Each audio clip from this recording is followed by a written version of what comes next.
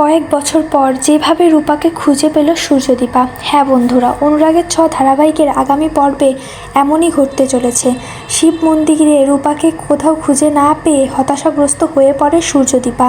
এদিকে রূপাকে স্বয়ং ভোলানাথ সাক্ষাৎ দেয় এবং বলে, তোমার পালানোর সময় এখনও শেষ হয়নি, তোমাকে আরও দীর্ঘ পথ অতিক্রম করতে হবে, তোমার দ্বারা দেশের কল্যাণ হবে, তাই তোমার এখনও বহু কাজ বাকি রয়েছে। এইসব বলে ভোলানাথ রূপার হাতে একটি ধুতরাম ফুল দিয়ে সেখান থেকে উধাও হয়ে যায়। তারপর রূপা মন্দিরে গিয়ে প্রার্থনা করতে থাকলে হঠাৎ কয়েকজন বখাটে ছেলে তাকে ফলো করে অস্ত্র দিয়ে ভয় দেখিয়ে বাইরে নিয়ে আসে। এদিকে দীপা বলে, আমার মন বলছে রূপা এখানেই কোথাও আছে। তাই বলে তারা সবাই খোঁজাখুঁজি করে না পেয়ে তখন বাধ্য হয়ে বাসায় চলে যায়। এদিকে রূপা যখন ওই দুষ্টু লোকেরা গাড়িতে তুলতে যায় তখন একজন ভদ্রলোক রূপাকে তাদের হাত থেকে বাঁচিয়ে তাদের বাসায় নিয়ে আসে। আর রূপার কাছ থেকে সমস্ত ঘটনা শোনার পরে বলে, তুমি আমার কাছে আমার মেয়ের মতো হয়েই থাকবে, আর আমি তোমাকে একটি ভালো স্কুলে ভর্তি করাবো।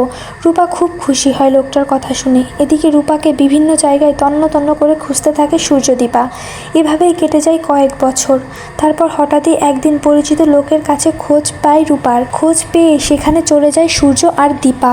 কিন্তু অনেকগুলো দিন কেটে যাওয়ায় রূপা অনেকটা বড় হয়ে যাওয়ায় সূর্য দীপার রূপাকে চিনতে একটু অসুবিধে হয়। পরিচিত লোকটি যখন বলে, এই সেই মেয়ে যাকে আপনারা এতগুলো দিন ধরে খুঁজে আসছেন। এমন সময় রূপা বাবা মাকে দেখে দৌড়ে কাছে চলে আসে আর বলে, মা বাবা, তোমরা আমাকে এখনও খুঁজছো? আমি তোমাদের ভালোর জন্যই নিজেকে এইভাবে আড়াল করে রেখেছিলাম। দীপা কান্না করতে করতে বলে, মা তোর কোনো দোষ ছিল না, কেন তুই আমাদের ছেড়ে এভাবে চলে এসেছিস?